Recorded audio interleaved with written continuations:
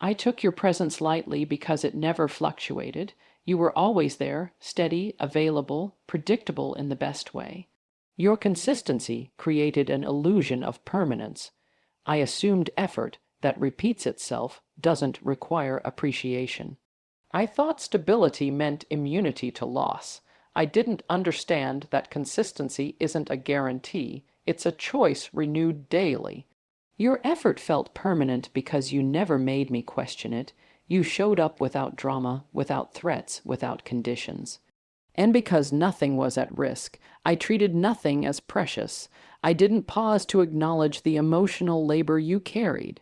I didn't recognize how much energy it takes to remain present, patient, and emotionally available when it's not being fully reciprocated. The pain didn't begin the day you left. It began earlier, quietly, the moment your emotional availability started to fade. When your tone changed, when reassurance became shorter, when explanations stopped carrying warmth. I didn't notice it at first because I was still physically comfortable. You were still there, but something essential had already withdrawn. That's the cruel part of emotional absence. It doesn't announce itself. It doesn't slam doors. It just slowly removes safety while leaving familiarity intact. And I mistook that familiarity for security. When you finally left, it felt sudden to me, but it wasn't sudden to you. You had been pulling away long before your body followed your heart. The real loss wasn't your departure. It was the realization that I ignored the warning signs because I believed your presence was unconditional. Consistency made me careless, and carelessness is what teaches regret its sharpest lessons. While you were explaining, fixing, and reassuring, I didn't have to look inward. Your effort absorbed the responsibility that should have been mine. Every time conflict arose, you softened it. Every time I felt uncertain, you steadied me. You carried the emotional weight so I could remain comfortable.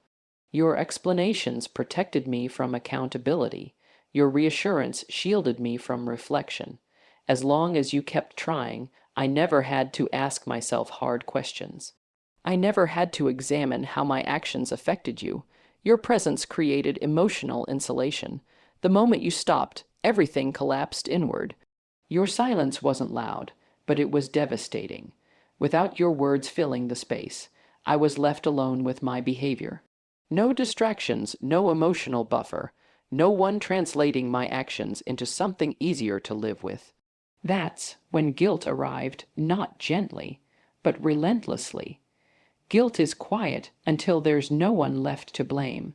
I replayed moments I dismissed, conversations I minimized, reactions I justified, and suddenly, without your voice balancing the narrative, I had to confront myself honestly. The discomfort wasn't your absence, it was self-awareness arriving too late.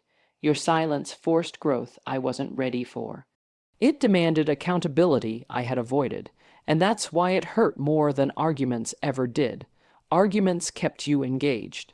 Silence meant you were done carrying what I refused to hold. By the time I understood, there was no one left to explain it to. What hurts isn't romance or attachment, it's realizing you were my emotional grounding. I felt regulated because you were steady. Your calm stabilized my chaos. Your predictability softened my anxiety. I didn't develop emotional strength, I borrowed yours. When life felt overwhelming, your presence anchored me. When my emotions fluctuated, your consistency balanced them. I mistook that relief for independence. I believed I was emotionally stable, not realizing I was co-regulating through you. Losing that stability didn't just feel like losing a person.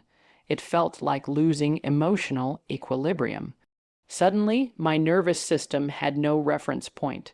The calm I assumed was internal disappeared with you. That's when the truth surfaced. I wasn't grounded, I was supported, and support feels invisible until it's gone. You didn't demand recognition, you didn't remind me how much you were holding, you simply did it, and because it felt effortless to me, I assumed it was effortless for you. Now, without your steady presence, emotions feel louder, decisions feel heavier, silence feels unsafe. The stability I relied on exposed how dependent I had become on your emotional consistency. You didn't just leave a relationship, you left a system that kept me balanced, and I never learned how to replace it. I mistook your loyalty for tolerance. I believed your staying meant you could endure anything. I confused patience with permission. Because you didn't leave, I assumed you wouldn't. I didn't understand that loyalty has limits, not because love is weak, but because self-respect eventually speaks louder than attachment. When you finally walked away, the shock wasn't losing you.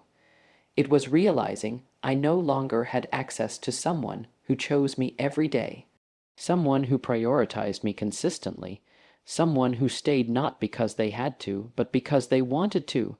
That access felt permanent, and permanence made me careless. I didn't realize how rare it is to be chosen without manipulation, without games, without uncertainty. Your loyalty wasn't tolerance, it was commitment. And commitment deserves care, not complacency. When you left, it wasn't dramatic. It was final, and that finality came from clarity, not anger. You didn't walk away impulsively. You walked away resolved. The loss wasn't romantic. It was existential. I lost someone who showed up without being asked, someone who stayed until staying cost too much. And by the time I recognized the value of that loyalty, it was no longer available to me. That's the hardest truth to sit with. Not everyone who loves you will stay forever, especially if you teach them that love is something you can take for granted.